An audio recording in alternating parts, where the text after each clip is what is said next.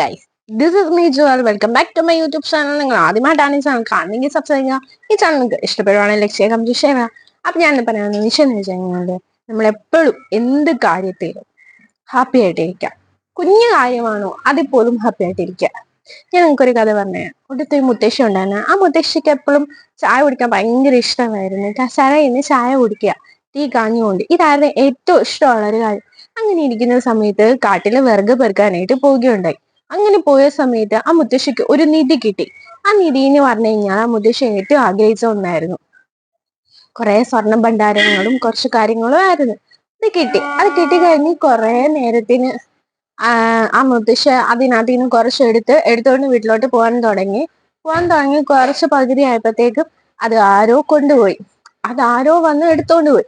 അങ്ങനെ എടുത്തോണ്ട് പോയി കഴിഞ്ഞപ്പോഴത്തേക്കും മുത്തശ്ശിക്ക് വിഷമമൊന്നും വന്നില്ല. കാരണം എന്ന് വെച്ച് കഴിഞ്ഞാൽ അതും ദൈവം നല്ലതിനാ ചെയ്തെന്നുള്ള ഇതിൽ മുത്തശ്ശി പിന്നെയും നടന്നുപോയി. പിന്നെ നടന്നു പോകുന്ന സമയത്ത് ഒരു ചെമ്പ് കളഞ്ഞു കിട്ടുകയുണ്ടായി. അങ്ങനെ ചെമ്പ് കളഞ്ഞു കിട്ടുന്ന അതും പോകുന്ന വഴിക്ക് ആരും പിടിച്ചു പറിച്ചോണ്ട് പോയി. അതിലും മുത്തശ്ശിക്ക് ഒരു വിഷമം ഉണ്ടായില്ല. ദൈവം വിചാരിച്ചത് ചിലപ്പോ എനിക്കത് വേണ്ട എന്നുള്ള രീതിയിലായിരിക്കും എന്ന് മുത്തശ്ശി കരുതിക്കൊണ്ട് പിന്നെയും നടന്നുപോയി. അങ്ങനെ നടന്ന് വീടിന്റെ വാതിക്കൽ എത്തിയ സമയത്ത് ഒരു കല്ല് കളഞ്ഞു കിട്ടി. ചായ കുടിക്കാൻ ഭയങ്കര ഇഷ്ടമാണ് കല്ലിൽ ഇരുന്നു കൊണ്ട്, തീ കാഞ്ഞുകൊണ്ട്. അപ്പൊ മുത്തശ്ശിക്ക് കല്ല് കളഞ്ഞു കിട്ടി. അങ്ങനെ അതൊരു വലിയ കല്ല്. അത് മുത്തശ്ശിയാണെങ്കിൽ കുറെ ആൾക്കാരെയൊക്കെ വിളിച്ചിട്ട് ആ കല്ലെടുത്ത് വീട്ടിലോട്ട് കൊണ്ടുപോകാനായിട്ട് തുടങ്ങി. അപ്പൊ ആ കൂടെ നിർത്തി ആൾക്കാരൊക്കെ എന്തുകൊടുത്തെന്നറിയാവോ, ആ കല്ല് അത്ര തിളക്കമുള്ളതായിരുന്നു. മോഷ്ടിച്ചോണ്ട് പോയി. അതിലും മുത്തശ്ശിക്ക് ഒരു വിഷമവും ഇല്ലായിരുന്നു. അങ്ങനെ വീട്ടിൽ ചെന്ന് കുറെ നേരം ഇങ്ങനെ നടന്ന കാര്യങ്ങളൊക്കെ എങ്ങനെ ആലോചിച്ചതിന് ശേഷം മുത്തശ്ശി ഇങ്ങനെ ഓരോന്ന് ആലോചിച്ചു. എന്തുകൊണ്ടായിരിക്കാം എന്റെ കയ്യിൽ നിന്ന് നഷ്ടപ്പെട്ടെന്ന് ഇങ്ങനെ ആലോചിച്ചു. കുറച്ചു നേരത്തോടകം ആ കല്ലെടുത്തോണ്ട് പോയവരും ആ ചെമ്പെടുത്തോണ്ട് പോയവരും ആ സ്വർണ്ണനിധി എടുത്തോണ്ട് പോയവരും തിരിച്ചു വന്നിട്ട് അത് മുത്തശ്ശിയുടെ കൈ തന്നെ തിരിച്ചു കൊടുത്തിട്ട് മുത്തശ്ശിയോട് മാപ്പ് പറഞ്ഞു. അടിയങ്ങളോട് ഇങ്ങനെ ചെയ്തത് ക്ഷമിക്കണമേ, നിങ്ങൾ ഇത്ര വലിയ ആളാന്ന് ഞാൻ അറിഞ്ഞില്ല എന്ന രീതിയിൽ ആ കല്ലും ചെമ്പും ആ സ്വർണം എടുത്തുകൊണ്ട് പോയവരെ ദൈവം ശിക്ഷിച്ചു. മുത്തശ്ശിക്ക് മുത്തശ്ശി ആഗ്രഹിച്ചതിലും അപ്പുറം കിട്ടുകയും ചെയ്തു. എങ്കിലും ഇത് കിട്ടുന്നതിന് മുമ്പ് മുത്തശ്ശിക്ക് ഒരു വിഷമം ഇല്ലായിരുന്നു. അത് കിട്ടിയതിന് ശേഷം അതിൽ ഓരോ പങ്കായിട്ട് തന്റെ അപ്പുറത്തെ ഇപ്പുറത്തെ വീടുകളിലൊക്കെ കൊടുത്തു. കല്ലിന്റെ ആണെങ്കിലും സ്വർണത്തിന്റെ ആണെങ്കിലും ചെമ്പിന്റെ ആണെങ്കിലും. ഇതിൽ നിന്ന് നമുക്ക് എന്ത് മനസ്സിലാക്കാം? നമ്മുടെ ജീവിതത്തിലെ എന്ത് ചെറിയ കാര്യമാണെങ്കിലും ആ ചെറിയ കാര്യമാണെങ്കിൽ അതിന്റെ ഹാപ്പിനെസ് ആവാൻ ശ്രമിക്കണം. അത് മാത്രമല്ല, അത് നഷ്ടപ്പെട്ടു കഴിഞ്ഞാൽ ഓവറായിട്ട് വിഷമിക്കേണ്ട കാര്യമില്ല. നിങ്ങൾക്ക് ഇതിലും വലുത് എന്തോ വരാനിരിപ്പുണ്ട്. അതുകൊണ്ടാണ് അത് നഷ്ടപ്പെടുന്നത്.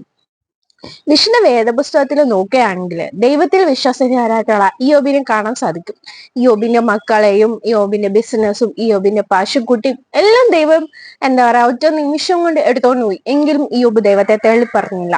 ദൈവം അപ്പോഴും എനിക്ക് നല്ലത് എന്തോ ചെയ്യാൻ പോകുന്നു എന്നുള്ള ആത്മവിശ്വാസത്തിലായിരുന്നു. പക്ഷെ യോബിന്റെ ഭാര്യ ആണെങ്കിൽ കുറെ നേരം കഴിഞ്ഞപ്പം യോബിന് നിങ്ങൾ ചാരത്തിനാദ്യം പോയി ഇരിക്കാൻ ഒരുപാട് വഴക്ക് പറയും. യോബിന്റെ തല പൊട്ടിത്തെറിക്കുന്ന രീതിയിൽ ഭയങ്കരമായിട്ട് ദൈവത്തെ തള്ളി പറയാൻ പ്രേരിപ്പിക്കുകയും ചെയ്തു യോബിന്റെ വൈഫ്. എങ്കിലും യോബ് ദൈവത്തെ തള്ളി പറഞ്ഞില്ല. അതുകൊണ്ട് തന്നെ അവന്റെ വിശ്വാസം ദൈവം കാണുകയും അവന് ഉണ്ടായിരുന്നതിലും 2 ഇരട്ടിയായി ദൈവം കൊടുക്കുകയും ചെയ്തത് നമ്മൾ വിശുദ്ധ വേദപുസ്തകത്തിൽ കാണാൻ സാധിക്കും, അല്ലെ? അതുപോലെ തന്നെ നവോമിയും രൂത്തും ഓർപ്പയും അടങ്ങുന്ന രൂത്തിന്റെ പുസ്തകത്തിൽ നോക്കുകയാണെങ്കിൽ നമുക്ക് കാണാൻ സാധിക്കും, അല്ലെ? രൂത്തിനെ ദൈവം അനുഗ്രഹിക്കുന്നതായിട്ട് നമുക്ക് കാണുവാൻ സാധിക്കും, അല്ലെ? അതുപോലെ എസ്തേറിനും അനുഗ്രഹിക്കുന്നതായിട്ട് കാണുവാൻ സാധിക്കും, അല്ലെ? ഇതുപോലെ ദൈവത്തിലെ വിശ്വാസം പ്രത്യാശയും വെക്കുന്നവരെ ദൈവം കൈവിടത്തില്ല എന്ന് വിശുദ്ധ വേദപുസ്തകത്തിൽ ഒരുപാട് തെളിവുകൾ അവശേഷിക്കുന്നുണ്ട്. നമുക്ക് അതിൽ കാണുവാൻ സാധിക്കുന്നുമുണ്ട് ഒരുപാട് കാര്യങ്ങൾ. രൂത്തിനെ പോലെയും അതുപോലെ ഒരുപാട് സ്ത്രീ കഥാപാത്രങ്ങള് വിശുദ്ധ വേദപുസ്തകത്തിനകത്ത് ഉണ്ട്. ദൈവത്തിലെ വിശ്വാസം പ്രത്യാശയും വെച്ച് ദൈവത്തിന് വേണ്ടി നടന്ന് അവരുടെ ജീവിതം ഒന്നും അല്ലാത്ത രീതിയിലാണെങ്കിൽ പോലും അവര് ദൈവത്തെ ഒന്നും തള്ളി പറഞ്ഞില്ല. ദൈവം അതിന്റെ ഫലമായിട്ട് അവരെ അനുഗ്രഹിക്കുകയും അവരുടെ തലമുറകളെ അനുഗ്രഹിക്കുകയും ചെയ്യുന്നത് നമുക്ക് കാണുവാൻ സാധിക്കും. ആ അനുഗ്രഹിക്കുന്ന സമയത്തും അത് ബാക്കിയുള്ളവർക്ക് അനുഗ്രഹം ആകാനായിട്ടും ആ സ്ത്രീ കഥാപാത്രങ്ങൾ ശ്രമിക്കുന്നുണ്ട്. അതുപോലെ തന്നെ ഒരുപാട് ഈ രൂത്തിന്റെയും എസ്തറിന്റെയും ഒക്കെ അവരുടെ ഒരു വിശ്വാസവും ദൈവത്തിലുള്ള അടിയുറച്ച ഭയങ്കരമായിട്ടുള്ള വിശ്വാസമാണ് ദൈവം അവരെ ഇത്രത്തോളം നടത്താൻ സാധിച്ചത്. എനിക്ക് നിങ്ങളോടും പറയാനുള്ളത് ഇത് തന്നെയാണ്. നമ്മളുടെ ജീവിതത്തിലെ എന്ത് ഭാരങ്ങളായിക്കോട്ടെ, വേദനകളായിക്കോട്ടെ, എന്ത് തന്നെ ആയിക്കോട്ടെ, നമ്മൾ വിശ്വസിക്കുന്ന ദൈവത്തിൽ അടിയുറച്ച് വിശ്വസിക്കാം. എന്ത് വന്നാലും ദൈവം നമുക്ക് നന്മയ്ക്കായിട്ടേ ചെയ്യത്തുള്ളൂ, അല്ലെ? ഈ ദിവസത്തിൽ പറയുന്നുണ്ട്, നാളെ കുറിച്ച് വിചാരപ്പെടരുത്, സകല ഭാരങ്ങളും അവന്റെ മേൽ ഇട്ടുകൊള്ളുക എന്ന്. നമ്മൾ ആകുലപ്പെടുന്ന ചിന്തകളെ ഓർത്ത് നമ്മൾ ദൈവത്തിലേക്ക് സമർപ്പിക്കുക, ബാക്കിയുള്ളവരോട് പറയാതെ. ദൈവം അതിനുള്ള ഒരു ഉത്തമമായ മാർഗം നമുക്ക് നിർദ്ദേശിച്ചു തരും. പല വേദപുസ്തകങ്ങളും വചനങ്ങളും ചില സമയത്ത് നമ്മൾ ചിന്താകുലങ്ങളിൽ ഇരിക്കുന്ന സമയത്തും വിഷമത്തിൽ ഇരിക്കുന്ന സമയത്തും നമ്മളെ ബലപ്പെടുത്തും.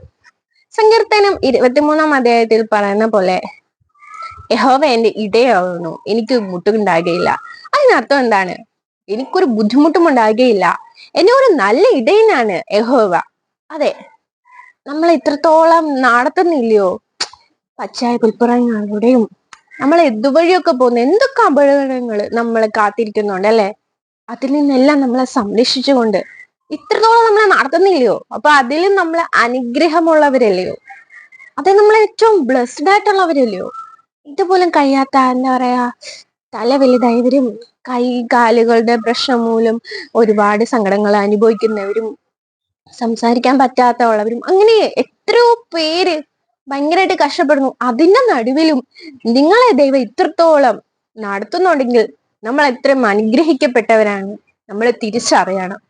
നമ്മുടെ കുഞ്ഞു കുഞ്ഞു വിഷമങ്ങള് അത് ദൈവത്തെ ഒന്ന് മനസ്സിലാക്കാന്, ദൈവത്തെ നമ്മൾ മറക്കുന്ന സമയത്ത് ദൈവം നമുക്ക് തരുന്ന ഒരു പണിഷ്മെന്റ് ആയിട്ട് കരുതിയാൽ മതി.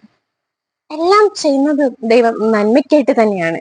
നിങ്ങൾക്കൊന്ന് നഷ്ടപ്പെട്ടിട്ടുണ്ടെങ്കിൽ അതിനെക്കാട്ടിലും വലിയ ഒന്ന് തരാന് ദൈവത്തിന് അസാധ്യമല്ല.